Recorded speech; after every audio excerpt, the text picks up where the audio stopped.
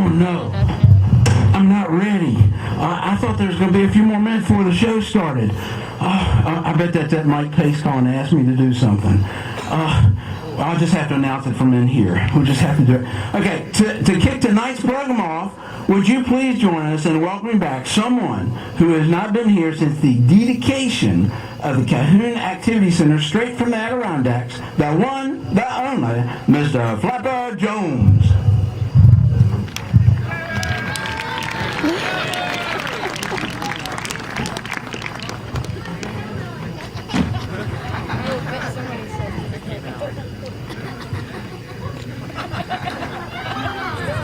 Sorry, Flapper.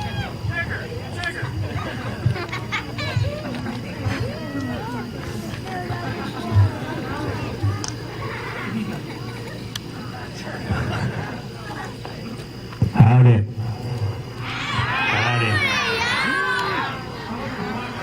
Howdy. My name is Flapper Jones. Some of you scouting folks probably remembers me when I was here before, when you did that dedication of the Cahoon Lodge with my cousin Skeeter, my twin cousin. He called me and asked me to come down and talk to you about that dedication, so I did that when I was there. Anyway, he calls me a couple of weeks ago, says that you guys, you scouting types, back here again doing something called a zippery or something like that.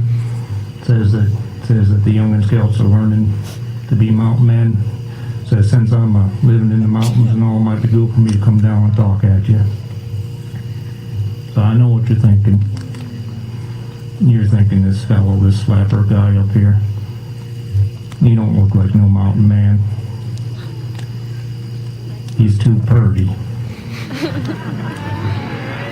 And he looks too city-fied. Well, I'm thinking you're thinking right. I'm thinking, Skeeter, he should have asked my cousin Sid to come down here and talk to you. Because Sid, he ain't purty. Sid, he's as ugly as an old stump. We call that stump ugly back home. That Sid, his whole family's ugly. My Aunt Bertha, she says that whole side of the family, they're what she calls lowbrow. But it ain't because of the way they behave. It's because about every other one of them, their brow is down in here below their eye in the wrong spot. Darndest thing you ever saw. I remember when I was a little cub, my mom and pappy took me over to see that side of the kin for the first time, and I walked in and see these folks walking around with some brow down here, scared the chiggers right out of my skin. Ran outside and hid until it was time to go. And Cousin Sid, he ain't never forgiven me for that, but we still get on okay, because we're kin, and that's what kin do. But anywho, about Sid, he ain't just ugly, he's mean. He's mean as a hornet on a hot summer day. I remember one time, Sid, he was up hunting, he was hunting for bar. Now when Sid go hunting for bar, he don't take no black powder rifle, he don't take no throwing knife, none of that stuff. He just goes on up into the woods and finds himself a bear, and he puts a whooping on the bear. But one day that Sid, he's coming back from hunting, and he's got himself kind of twisted up angry because he didn't find no bar till he gets back to his shack, and he sees that the door on the side of his shack is bursted in. Sure enough, there's a bar inside his shack. Now I know what you're thinking. You're thinking inside the head of yours, well, that's a good thing. He couldn't find one, the bear came to him. That's almost like a gift from the Lord Almighty. But that weren't what Sid was thinking. Sid was thinking it's in there knocking down that stuff and eating his victuals. So Sid says, I'm going to go in there and have at it. And that's exactly what happened. There was biting, and there was scratching, and there was growling. And that was just from Sid. But they went at it, and eventually Sid got the better of the bear and chased him around a little while. In fact, the story goes, he chased him for nearly 2 days into the next county. Sid, I'll tell you one more thing about Sid. When Sid goes fishing, he don't take no fishing pole either. He just gets that rowing boat, goes on out to the water, rowed out to about the middle, and he takes those rowing sticks and he puts them inside the rowing boat. Then he stops, and he just yells, "Hey, fish! Get in the boat!" Darndest thing you ever saw a fish start jumping in the boat. That's a mountain man, folks. But anywho,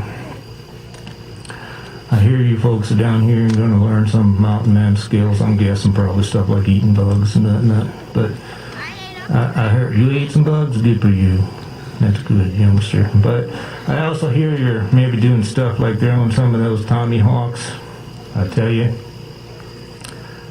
I remember a time, and this was only a few weeks or so back, where my Uncle Bud, he was teaching his youngins how to throw the Tommy Hawks. So he gets my girl cousin up there. She goes first.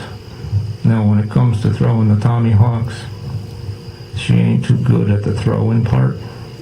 And between you and me, the throwing part is really important. So anyway, she missed the target. And she got my boy cousin in the right hand. Now we call him Lefty. So a few weeks later, Uncle Bud gets him back out there for some more practice, and this time it's Lefty's turn. Now I know what you're thinking, but Lefty swears it was an accident. Anywho, he missed the target and hit her in the foot. So now we call her Eileen. Anywho, we think that's a howl. That's about all I got to say. Good night.